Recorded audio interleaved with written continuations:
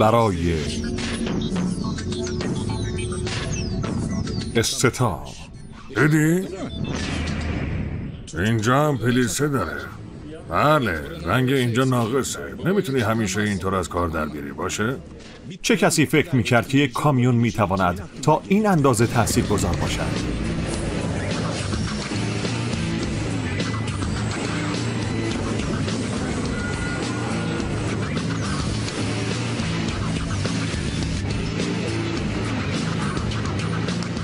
در ادامه نگاهی از نزدیک خواهیم داشت به یکی از بهترین کامیون‌های دنیا که در بزرگترین کارخانه جهان تولید می شود.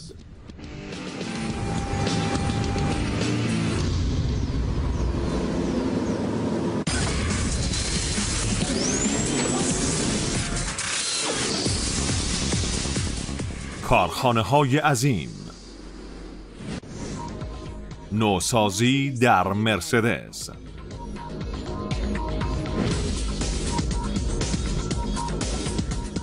وقتی صحبت از مرسدس بنز می شود، بیشتر مردم یاد خودروهای لوکس می افتند.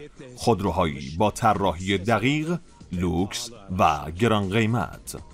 با اینکه این خودروهای رده بالا شهرت زیادی دارند، اما هیچ کدام در بازار خود به اندازه یک مدل خاص از مرسدس چنین سلطه‌ای نداشتند. در مورد چنین مدلی صحبت می کنیم.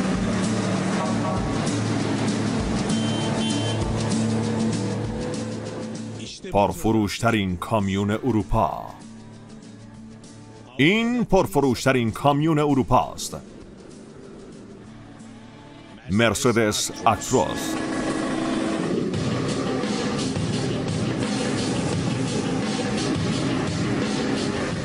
در واقع اکتروس محبوب ترین محصول این برند آلمانی سطح بالا است. 3 بار با رأی بین المللی به عنوان کامیون سال انتخاب شده، رکوردی که هنوز هیچ کامیونی نتوانسته بشکند. حتی علاقه‌مندان آن را کامیون دهه نامیدند، اما مرسدس بنز هرگز به موفقیت‌های گذشته بسنده نمی‌کند. برای نخستین بار پس از 16 سال اکتروس کاملاً بازطراحی شده است. یکی از قدیمی‌ترین تولید کنندگان موتور جهان اکنون با چالشی سخت برای آغوش گشودن به آینده روبروست. آینده‌ای که در یکی از شهرهای 700 ساله آلمان شکل می‌گیرد، در حومه ورتین در کنار رود راین. کارخانه عظیم دایملر، خانه کامیون‌های مرسدس، در همین جا گسترده شده است. گویی نه کامیون، بلکه یک سلاح فوق پیشرفته در حال طراحی است. پشت این دیوارها مدل جدیدی پنهان شده که مانند یک راز دولتی محافظت می شود. آنقدر ویژه است که توسعه آن بیش از 8 سال زمان و بودجه بیش از 1 میلیارد یورو هزینه برده. برای حفظ این راز تا پیش از این هیچ کس اجازه دیدن آن را نداشت. اما اکنون این قانون تغییر می کند. البته دیدن این مدل جدید فقط بخشی از این امتیاز است. تصویر برداری از مراحل مونتاژ اکتروس جدید نیز ممنوع بود. اما اکنون دوربین های نشنال جیوگرافیک برای فیلم برداری کاملا اختصاصی به داخل کارخانه دعوت شدند. آنها قرار است فرایند ساخت این محصول ویژه قرن 21 را ثبت کنند. اکتروس جدید در همین بخش از کارخانه مونتاژ به هم متصل خواهد شد. در اینجا مرسدس بنز در نهایت شکوه خود در حال فعالیت است. اینجا بزرگترین کارخانه کامیون سازی دنیاست. واقعا یک ابر کارخانه است. با مساحتی نزدیک به 3 میلیون متر مربع به قدری بزرگ که میتواند 15 تاج محل را همراه با باغ‌هایشان در خود جای دهد، آن هم با فضایی اضافه.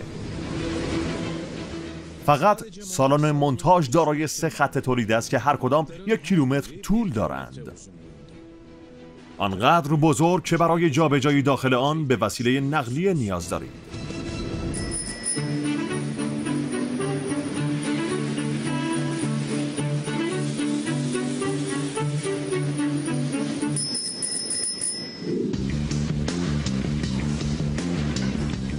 برای مونتاژ این مدل فوق محرمانه گویی ارتشی مشغول به کار است. همه کارگران به نظر می رسد سوگند رازداری خوردند. همانطور که می توانید حدس بزنید این ابرکارخانه با شدت بسیار زیادی مشغول به فعالیت است. از این خطوط سالانه 80,000 کامیون خارج می شود. با 2 شیفت کاری روزانه 400 وسیله نقلیه تولید می کنند. حدود 25 کامیون در ساعت یا هر چند دقیقه یک بار یک کامیون. و حالا یک نکته شگفت‌انگیز. هیچ کدام از این کامیون ها تولید انبوه نیستند. همه به صورت اختصاصی بر اساس سفارش مشتری تولید می شوند. تصور کنید 80,000 کامیون در سال و هیچ کدام شبیه دیگری نیست. این حجم حیرت انگیز از تولید سفارشی کارخانه را به محل آزمون 2 ویژگی که آلمانی ها به آن میبالند تبدیل کرده است: سازماندهی و بهره‌وری. راز ساخت این محصول پیچیده و سطح بالا در همین 2 عامل نهفته است. شاید از خود پرسیده باشید وقتی آکتروس اینقدر عالی است چرا دوباره طراحی شد؟ فقط به 2 دلیل. محصول فعلی ما به مدت 16 سال توی بازار حضور داشته و حالا به پایان چرخه عمر خودش رسیده. دلیل دیگر تغییر استانداردهای آلایندگی در اروپا است. کامیون‌ها دیگر صرفاً به خاطر قدرت کشش فروخته نمی‌شوند. مشتریان امروز خواهان وسایل نقلیه کم مصرف، با دوام و سازگار با محیط زیست هستند. در واقع این تغییرات اونقدر حیاتی بودن که تصمیم گرفتیم یه وسیله نقلیه کاملاً نسل جدید طراحی کنیم.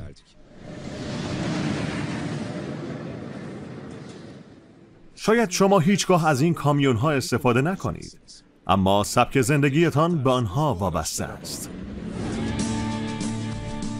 کامیون‌ها غذای شما، لباس‌های شما، خانه و مصالح ساختمانی را حمل می‌کنند. بدون کامیون‌ها دنیای شما از حرکت باز می‌ماند و برای کسانی که پشت فرمان نشستند، این کامیون یک وسیله بی‌نقص است. آنها مکمل زندگی شما هستند. در مراسمی با شکوه شما پادشاه جاده ها و بزرگراه‌ها رو خواهید دید. اکنون از نقطه صفر فرایند مونتاژ یک کامیون را دنبال خواهیم کرد. وارد بخش‌هایی می‌شویم که تاکنون هیچ کس اجازه ورود به آنها را نداشته و صحنه‌هایی را می‌بینیم که پیش از این هیچ دوربینی ثبت نکرده است و شاهد خواهیم بود که آکتروس جدید چگونه قطعه به قطعه پیش چشم شما شکل می‌گیرد. مانند همه کامیون‌ها، آکتروس نیز از 2 بخش اصلی تشکیل شده است: شاسی یا اسکلت و کابین راننده. در این بخش از کارخانه، شاسی در خط مونتاژ به صورت مستقیم سرهم می شود، در حالی که کابین مسیر پیچیده تری را طی می کند. از مونتاژ به بخش رنگ، سپس تجهیزات داخلی روی آن نصب می شود و در نهایت به شاسی منتقل می گردد. در پایان این مسیر 4,000 قطعه مختلف به هم می پیوندند تا یک کامیون کامل تشکیل شود. این قطعات که در سراسر کارخانه پراکندند از حدود 1000 تولید کننده مختلف تأمین می شوند.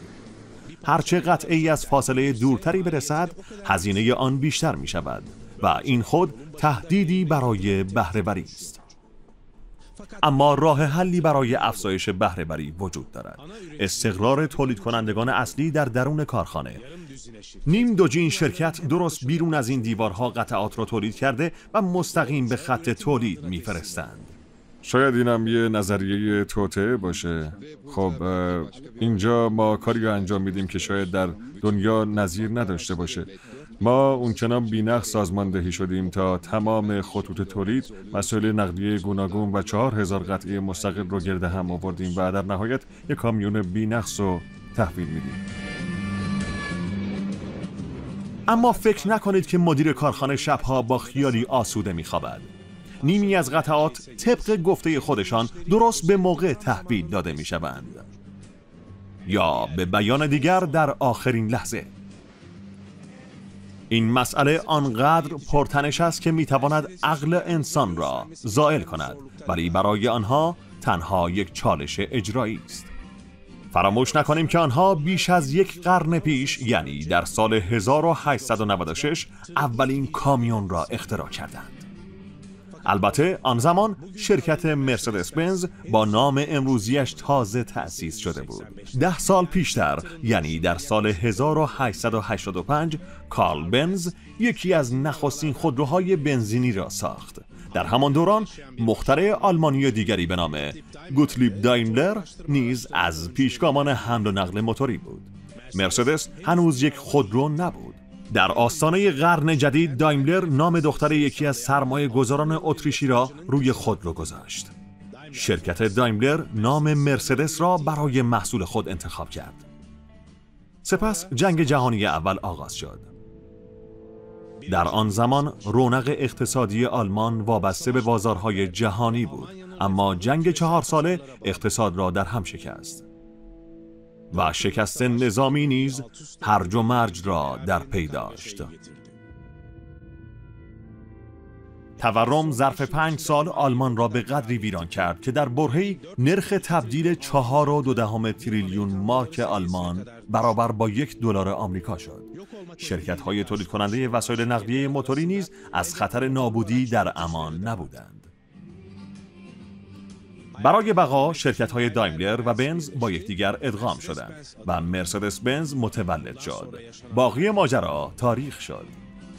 اما حالا وارلد مدیر ابرکارخانه مرسدس بنز است، کسی که 12 سال است در این شرکت کار می‌کند. گلسن که در اوایل دهه 40 زندگیش قرار دارد، در همان سنی است که کارل بنز خودرو را اختراع کرد. او فرزند یک مهاجر ترک است و اکنون ریاست شرکتی را بر عهده دارد که نامش با آلمان گره خورده است. یکی از وظایف او راه اندازی مدل جدید اکتروس است.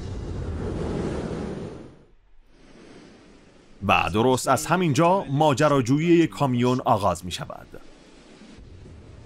هنوز خبری از اکسل، چرخها، موتور یا کابین نیست. شاسی یا همان اسکلت باید همه آنها را در خود جای دهد. این مرحله مونتاژ نیز چالش‌های خاص خود را دارد، چون این مدلی چگونه تنها با نیروی انسانی سرهم می شود. پاسخ بار دیگر در سازماندهی و بهره‌وری نهفته است.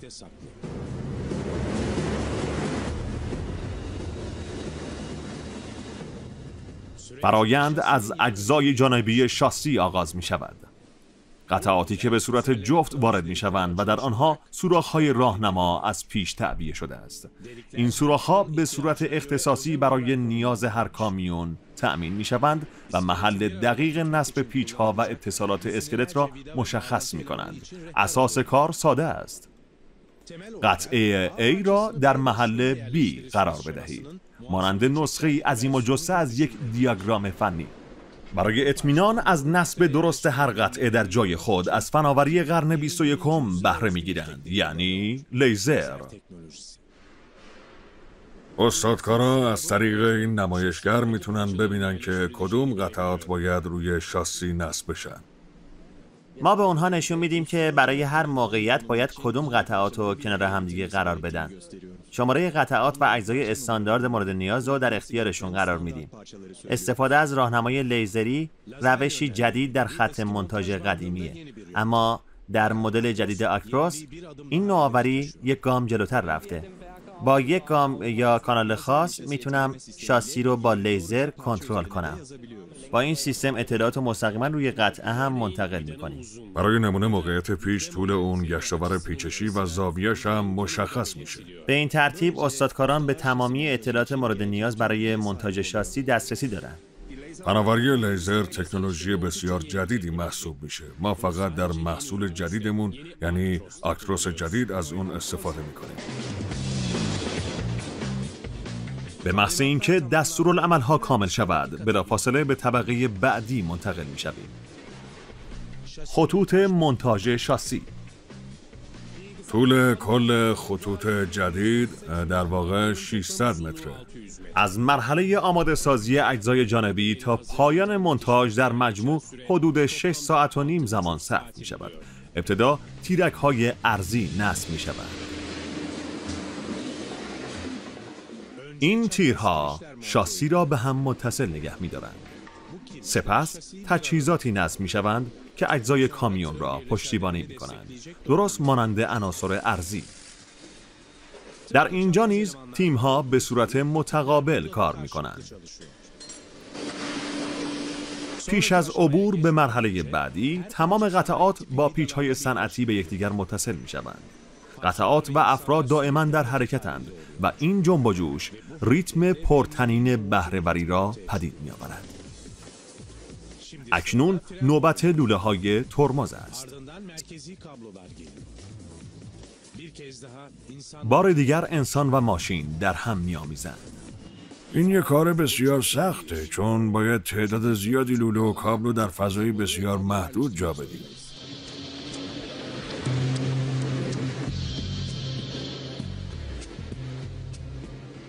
پس از مونتاژ ستون فقرات شاسی، نوبت به افزودن اجزای جانبی میرسد.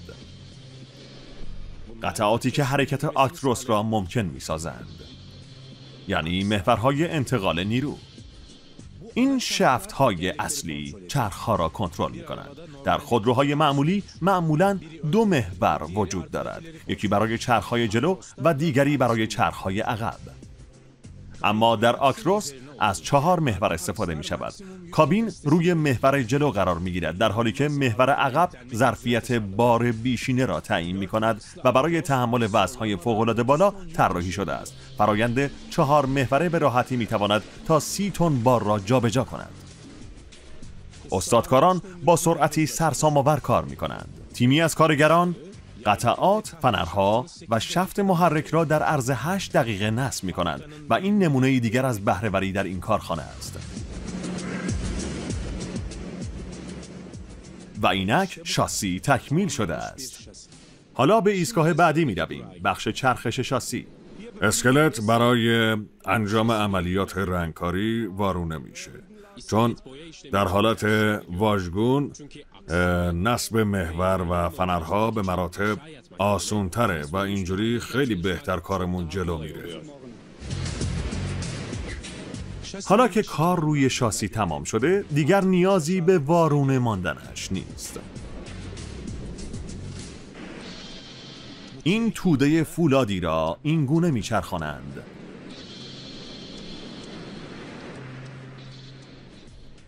همانند بازی کودکانه.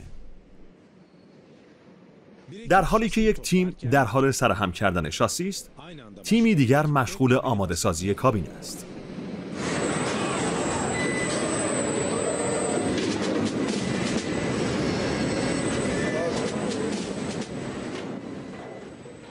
قطعات بدنه به صورت شکل یافته وارد می شوند. اما باید کسی آنها را مونتاژ کند و این کار توسط ربات‌ها انجام می شود.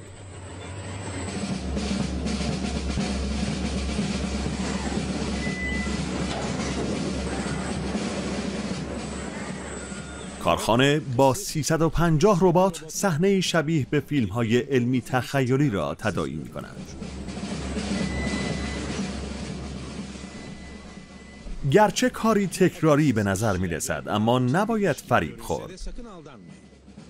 کابین هم مانند دیگر قطعات به صورت اختصاصی مونتاژ می‌شود.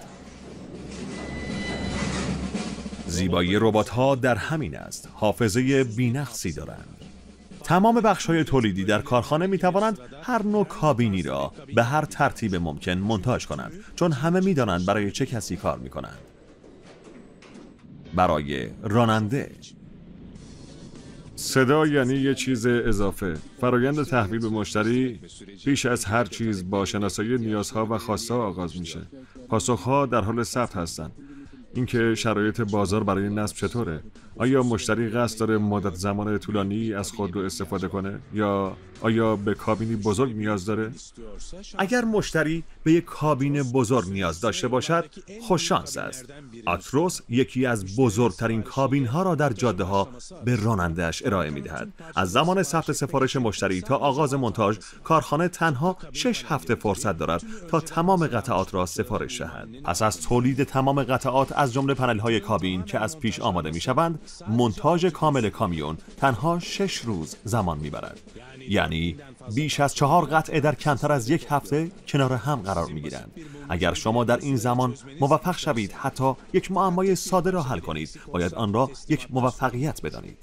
حال اگر فقط یک قطعه جا بیفتد، تحویل کامیون با مشکل مواجه خواهد شد. با در نظر گرفتن تعداد بسیار زیاد قطعات، روشن است که این بازه زمانی کوتاه به مهارت لوجستیکی در حد جادوگری نیاز دارد. اطلاعات محدوده. در صنعت تولید، تنظیم کامل خطوط تولید معمولاً حدود 2 سال زمان میبره. در ضمن باید بدانید که آنها همزمان در حال تولید 2 مدل متفاوت هستند و آن هم بر روی یک خط تولید. با 2 برابر شدن تعداد قطعات لازم برای تیم منتخب، لازم تمامی اونها به طور سازمان یافته در کارخانه مدیریت و لوجستیک بشن. این موضوع موجب پیچیده‌تر شدن روند کاری کارخانه میشه. این در واقع توضیحی است که موضوع را کمی ساده انگارانه جلوه می‌دهد. بیایید با اعداد صحبت کنیم. 4000 قطعه برای هر کامیون و 2 مدل کامیون به معنای 8000 احتمال خطا است. اگر این عدد هم به نظرتان دشوار نمی‌رسد، اجازه بدید نکته دیگری را هم بگویم. تنها 2/3 ظرفیت تولید این کارخانه به این موضوع اختصاص دارد. در این ابر کارخانه 2 مدل دیگر نیز تولید می‌شوند و آنها نیز درست همزمان با آکتروس روی همین خطوط مونتاژ می‌شوند. فقط برای پیکربندی همین 4 مدل 500 نوع طراحی متفاوت برای کابین و بیش از 2400 نوع تولید سفارشی ثبت شده است. علاوه بر این، سیستم‌های سیمکشی این مدل‌ها هم کاملا با همدیگه متفاوتن. حدود 1000 نوع مختلف وجود داره.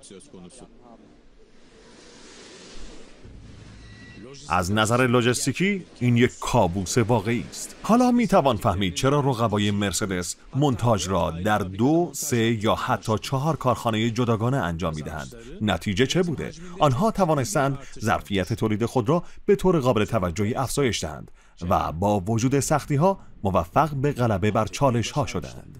اگه این ساختار پیچیده به هرج و مرج تبدیل بشه، نتیجه فاجعه بار خواهد بود. اما اگه اونو مدیریت کنید، به تولیدی بسیار کارآمد دست پیدا می‌کنید. کلید بهره‌وری ربات‌ها هستند.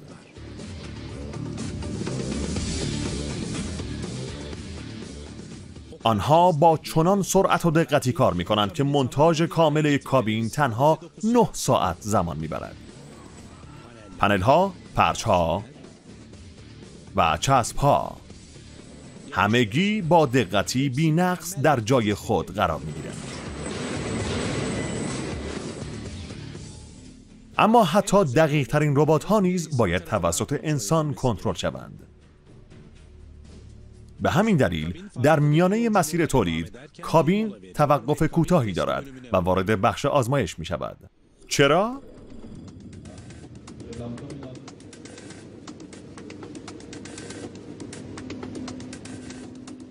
چون از هر 8 کابین که روزانه از خط تولید خارج می‌شوند، یکی برای آزمایش انتخاب می‌شود. هدف اطمینان از عملکرد صحیح برنامه ربات هاست. برای این کار بیش از 400 نقطه در کابین اندازه‌گیری می‌شود. در اینجا توماس یکی از مهندسان کنترل ربات هاست. مثلا بررسی میشه که آیا ربات‌ها تونستن پیچ‌ها و اتصالات رو در مکان صحیح نصب کنن یا نه. با استفاده از این دستگاه‌های اندازه‌گیری موقعیت دقیق اتصالات بررسی میشه. در 5 نقطه مختلف از این ابزارها برای تشخیص مرکز سوراخ‌ها استفاده می‌کنیم. انحراف مجاز در نقاط اندازه‌گیری بین مثبت 1 تا منفی 1.5 میلیمتره. انحرافاتی که خارج از محدوده استاندارد هستن مشاهده و تحلیل میشن و در صورت نیاز دوباره تنظیم میشن. ما این کار رو انجام میدیم.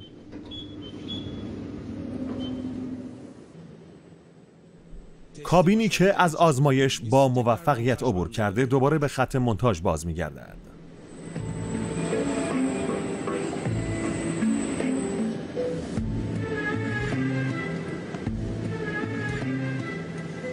هنوز حتی کابین چرخ هم ندارد، اما تا این مرحله مسیر طولانی را طی کرده است. در مجموع حدود 5 کیلومتر در داخل کارخانه جابجا شده.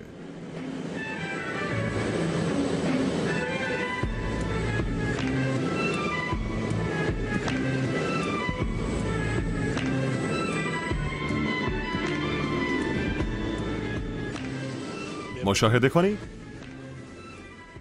حتی راننده‌ای هم وجود ندارد. تمام اجزا توسط سیستم حمل و نقل خودکار بدون راننده منتقل می شوند. ساختاری بی‌نظیر در جهان. این هم یکی دیگر از روش‌هایی است که این کارخانه با استفاده از آن محصولات خود را با حداکثر بهره‌وری تولید می‌کند. مقصد بعدی کابین آکتروس کارگاه رنگ است. ابتدا کابین در یک وان 300,000 لیتری شستشو داده می شود. سپس با توجه به سفارش مشتری رنگامیزی می گردد. در پالت رنگی کارخانه حدود 300 ترکیب رنگ اختصاصی وجود دارد، از جمله رنگ سفید. فرایند چند مرحله‌ای رنگامیزی به کمک سیستم خودکار انجام می شود و همراه با زمان خشک شدن در مجموع حدود 19 ساعت به طول می انجامد. برندهای بزرگ استانداردهای بالایی دارند و مرسدس نیز این استانداردها را نه تنها رعایت بلکه فراتر از آن عمل می کند. در ادامه رنگامیزی نیز بخشی از کنترل کیفیت است. ابتدا دستگاهی تون رنگ را آنالیز کرده و آن را با مقدارهای استاندارد مقایسه می کند. سپس خروجی کار ربات‌ها بررسی می شود. چون همانطور که می دانید درباره ربات‌ها می گویند به آنها اعتماد کن، اما حتما بررسیشان کن. دیدی؟ حالا متوجه شدی؟ هانس وایت و همکارانش در طبقه پایین هم آزمایش‌های تصادفی انجام می‌دهند و انسان عملکرد ماشین را بررسی می‌کند. در اینجا با دنبال کردن این چکلیست ها به کابین مرحله به مرحله تایید داده میشه. باید بابت اینکه کسی عملکرد شما را بررسی نمی کند قدردان باشید، چون او انسانی تمام عیار کمالگراست با تجهیزات پیشرفته‌اش. او رنگ را از ابتدا تا انتها بررسی می کند. او مطمئن می شود که سطح کاملا صاف و بی‌نقص باشد. سپس بررسی می کند که آیا روی درها ضخامت رنگ بیش از حد است یا خیر. هیچ گونه پلیسه یا برجستگی ناخوشایند نباید وجود داشته باشد. مثلا اینجا وضعیت ظاهراً مطلوب نیست. سطح این فرو رفتگی ها باید بدون هیچ گونه ضخامت یا پلیسه‌ای باشه. باید ترکیب کار به قدری دقیق باشه که لبه ها کاملا یک نواخت بوده و ذرات به اندازه ریز باشن که نه با چشم و نه با دوربین قابل تشخیص نباشن. یادداشت من اینه. من از سال 1995 این کار رو انجام میدم، اما این مهارت ها و تجربه ها با گذر زمان به دست میاد. ببینید اینجا هم پلیسه وجود داره. میبینید نقاط سیاه بسیار کوچیکی دیده میشه، یعنی لایه رنگ یک نواخت نیست و این غیر قابل قبوله. رنگ باید بی‌نقص و بدون قطعی تمام سطوح به صورت یک نواخت بپوشونه. این اینجوری نمیشه. فهمیدن آن دشوار است، اما باید به حرف وایت اعتماد کرد. کابین ما به عقب باز میگردد تا ایرادات برطرف شود و البته هنوز کار آن به پایان نرسیده است. در همین حین قسمت زیرین خودرو رو بررسی میکنیم. بله مشکل اینجاست. بله اینجا مشکل داره. اینجا هم ذراتی وجود دارن. رنگ به اندازه کافی نپاشیده. اینجا هم همینطور. نگاه کنید. اینجا هم کامل نیست.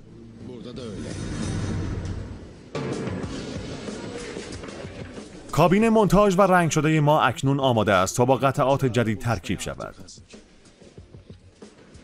در گوش و کنار مختلف کارخانه این قطعات همزمان آماده می شوند. درهای متعدد، شیشه جلو و اجزای داخلی. درها طوری آماده می شوند که با یک حرکت بر روی کابین نصب شوند. همین روند برای گلگیرها و همچنین پنل جلویی نیز صدق می کند. پنل جلو نیز همانند دیگر قطعات پیش از رسیدن به کابین مسیری مشخص را طی می کند. در همین حین دیداری دیگر در راه است. موتور ما بالاخره به شاسی متصل می شود. به این صورت که می بینید. موتور آکتروس واقعا یک هیولا است. بیش از 70 میلیون کیلومتر تحت آزمایش قرار گرفته و یکی از نخستین موتورهایی است که با استانداردهای جدید و سختگیرانه آلایندگی اروپا سازگار شده است. این موتور قدرتمند برای عملکرد در حداکثر ظرفیت به بدنه‌ای سبک نیاز دارد.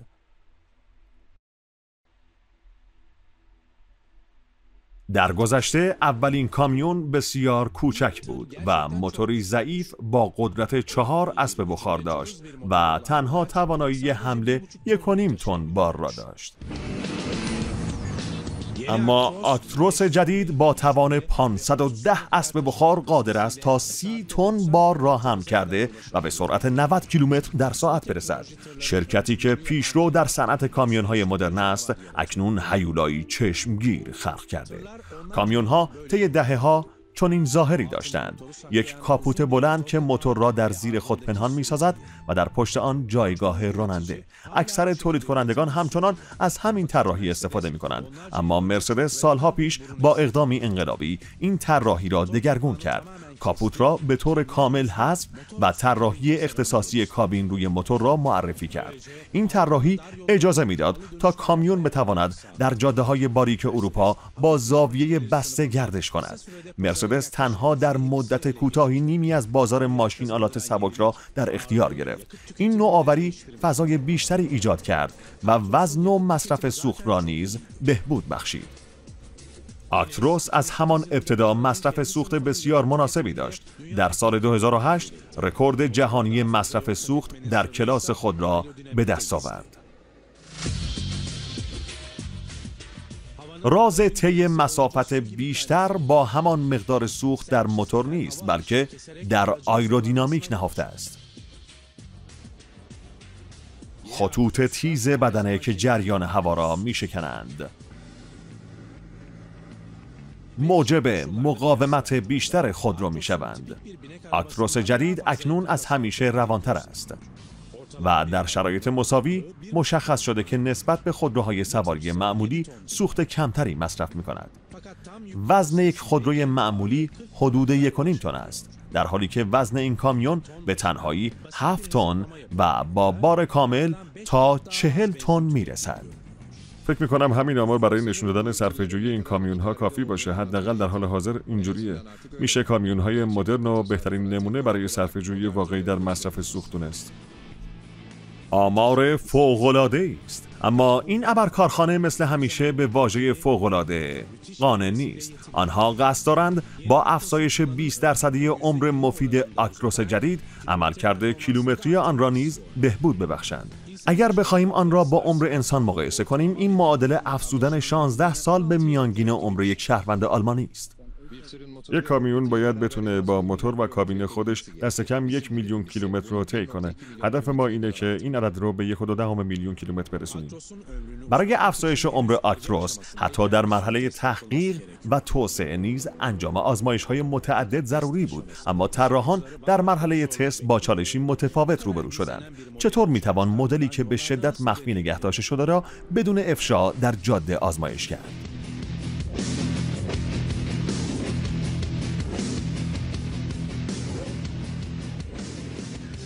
برای استتار، طراحان از جلو پنجره‌های جعلی، باک ساختگی، گوشه‌های نادرست و رنگامیزی گمراه کننده استفاده کردند. درست مانند گورخرهایی که با خطوط خاص شکارچیان را فریب می‌دهند. حتی اگر کسی موفق به گرفتن عکس میشد، باز هم نمیتوانست شکل واقعی کامیون را تشخیص دهد. طراحی تا حدی محرمانه بود که حتی به کارکنان روابط عمومی شرکت نیز اجازه تصویر برداری داده نمیشد. ممکن بود به هر یک از متخصصان پیشنهادهای کلانی برای افشای این اسرار به رقبا داده شود، اما آنها سکوت خود را حفظ کردند تا روز رونمایی رسمی خودرو. فرایند معرفی یک خودرو به بازار حدود 8 سال طول میکشه. ممکن است بپرسی در کارخانه‌ای که ربات‌ها کارهای سنگین را انجام می‌دهند نقش انسان‌ها چیست؟ آنها فقط کمک می‌کنند. تولید آکتروس جدید آنقدر تازه است که ربات‌ها هنوز به این ایستگاه نرسیدند.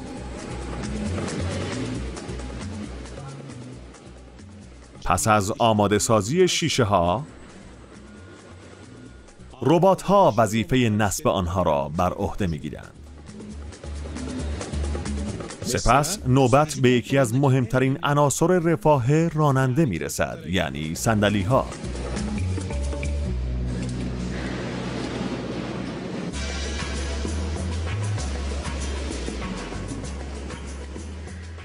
اکنون کابین برای نصب درها آماده است. البته مهمترین عامل در همه کامیون‌ها ایمنی است و آکتروس جدید با مجموعه‌ای از ویژگی‌های ایمنی به خود می‌بالد. سیستم کنترل پایداری الکترونیکی، کمک ترمز اضطراری، هشدار انحراف از مسیر هنگام کاهش کنترل فرمان و چراغ‌های LED که با مصرف انرژی کمتر نوری قوی‌تر از چراغ‌های سنتی تولید می‌کنند.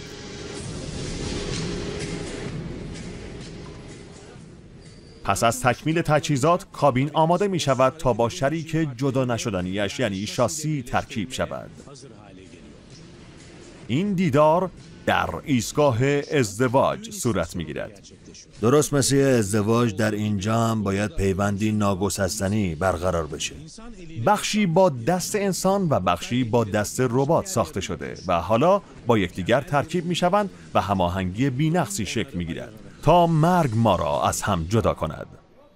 حتی در این ایستگاه مونتاژ که در آن دو بخش اصلی آکروس به هم می‌پیوندند، کارخانه اصول محرمانگی خود را حفظ کرده است. در حال حاضر کامیون هنوز در حالت استتاره تا زمان رونمایی نهایی اجازه دیده شدن نداره. در سفر آکروس جدید در این ابرکارخانه ایستگاه‌های مهمتری نیز وجود دارد، از جمله ایستگاه روشن کردن. در سفر آکروس جدید در این ابرکارخانه ایستگاه‌های مهمتری نیز وجود دارد، از جمله ایستگاه روشن کردن. در اینجا تمامی مایعات مورد نیاز مانند سوخت و روغن اضافه شده و موتور روشن می شود.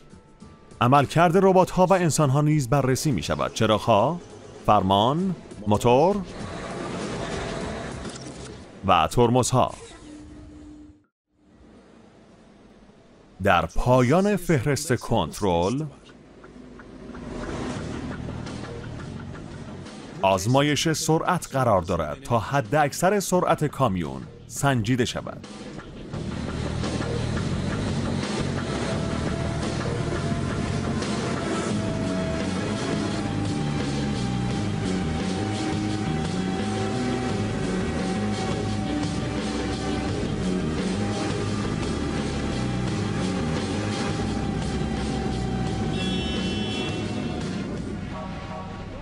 آکتروس ما این مرحله را هم با موفقیت می‌گذراند.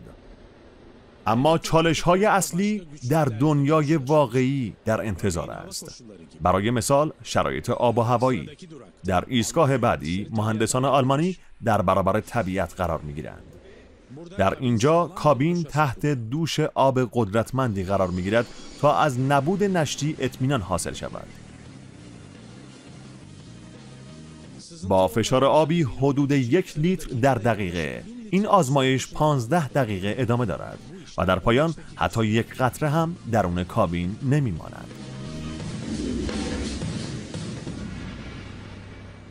اکنون کامیون ما آماده بزرگترین آزمون است.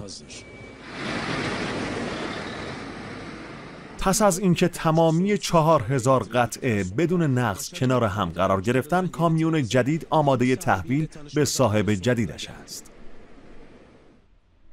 2/3 کامیون ها به طور مستقیم به مشتریان تحویل داده می شوند. کارخانه ورد در موقعیتی عالی برای حمل و نقل قرار دارد، در نزدیکی خط راه آهن و در کنار رود راین، یکی از پرترافیک ترین مسیرهای آبی جهان. آکتروس از طریق این رودخانه به دریای شمال و از آنجا به سراسر دنیا می رسد.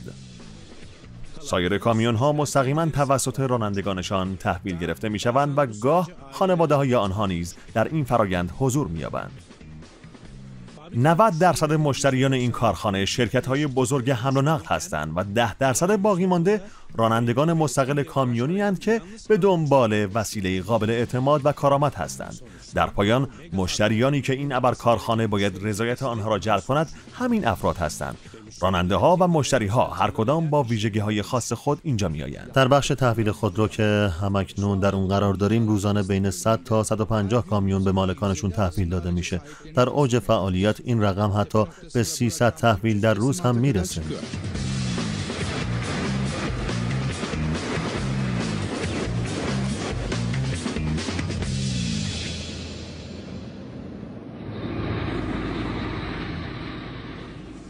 همانطور که قابل تصور است کارخانه ورد پس از فروش نیز مشتری را تنها نمی‌گذارد.